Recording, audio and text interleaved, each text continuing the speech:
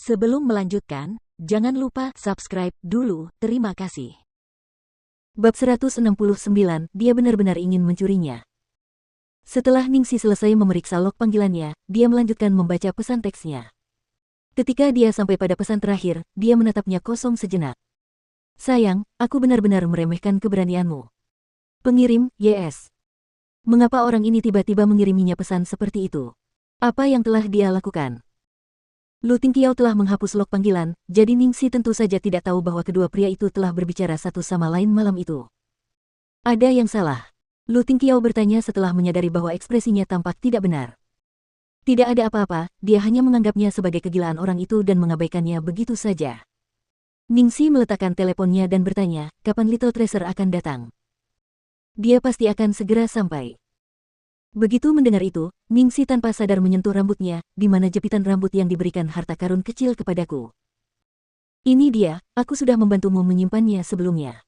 Lu Tingqiao menarik laci samping tempat tidur hingga terbuka dan menyerahkan jepit rambut berwarna merah muda itu padanya. Ningsi dengan senang hati memakainya. Melihat jepit rambut di kepala Ningsi, seberkas penyesalan melintas di hati Lu Tingqiao. Jika dia tahu lebih awal, dia tidak akan memberinya pistol. Jika dia memberinya kalung, gelang, atau anting-anting, dia mungkin bisa memakainya sepanjang waktu. Sebenarnya, dia sudah menyiapkan hadiah sejak awal, sebuah cincin. Sayangnya, saat itu belum tepat untuk memberikannya. Ketika mereka berdua tengah berbincang-bincang, terdengar ketukan di pintu. Ningsi keluar dari tempat tidur dan pergi membuka pintu. Seperti yang diharapkan, Little Tracer telah tiba. Sayang, kamu di sini.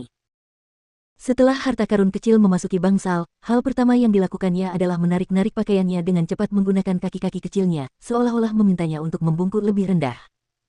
Ada apa? Ningsi berjongkok. Harta karun kecil langsung menempelkan dahinya ke dahi gadis itu dengan ekspresi yang sangat serius. Ningsi tak kuasa menahan tawa, sayang, kamu sedang memeriksa suhu tubuhku.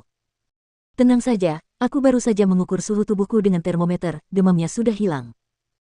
Little Tracer masih memiliki ekspresi khawatir di wajahnya. Dia menatap dengan ekspresi sakit hati pada memar yang tertinggal di punggung tangannya akibat infus. Ningsi memeluk erat anak kecil itu dan menepuk-nepuknya, jangan cemberut lagi, semua rasa sakit bibi langsung hilang saat bibi melihatmu. Roti kecil itu seperti obat mujarab. Dia benar-benar ingin mencurinya. Apakah kamu ingin turun untuk jalan-jalan? Usul Lu Tingqiao. Ya. Ia ingin menggerakkan tubuhnya sedikit setelah tidur seharian. Tidak baik juga jika Little Tracer harus dikurung di bangsal bersamanya. Ketiganya melewati bangsal lain dalam perjalanan menuju lift. Ada sekelompok wartawan yang memegang kamera berkerumun di luar bangsal, menimbulkan kegaduhan besar dan berebut untuk mewawancarai wanita di dalam bangsal. Sueluo, apakah kamu sudah berhasil menghubungi Ningsi? Belum ada kabar darinya. Ningsi berusaha melarikan diri karena takut ditangkap. Apakah ada yang ingin Anda sampaikan mengenai hal ini? Apa yang akan Anda lakukan selanjutnya? Aku tidak tahu, aku masih tidak percaya dia akan melakukan hal seperti itu bahkan sekarang. Kami mendengar bahwa Ning Corporation dan Starlight Entertainment telah menarik sponsor mereka. Bagaimana jika mereka menyatakan keberatan? Apakah sudah ada balasan dari tim produksi? Apakah mereka akan mengganti Ningsi? Saya tidak yakin tentang itu, Anda bisa bertanya kepada perwakilan tim produksi. Jika Ningsi muncul kembali dan meminta maaf padamu, apakah kau akan memaafkannya? Jika dia tulus menyesali perbuatannya, saya pribadi bisa memaafkan kesalahannya. Namun, dampak negatif yang telah dia buat pada dunia hiburan bukanlah sesuatu yang bisa diselesaikan hanya dengan permintaan maaf, dan bukan tugas saya untuk memaafkannya. Ningsi tiba-tiba menemukan adegan di mana Ning Sueluo memainkan perannya sebagai bunga yang polos sepenuhnya. Dia tidak bisa menahan diri untuk tidak mengerutkan kening. Baru sekarang dia menyadari bahwa dia tinggal di rumah sakit yang sama dengan Ning Sueluo, dan mereka bahkan berada di lantai yang sama. Pada saat itulah salah satu wartawan melihat Ningsi berdiri di dekat lift tepat di depan bangsal. Dia tiba-tiba berteriak kaget, Ningsi.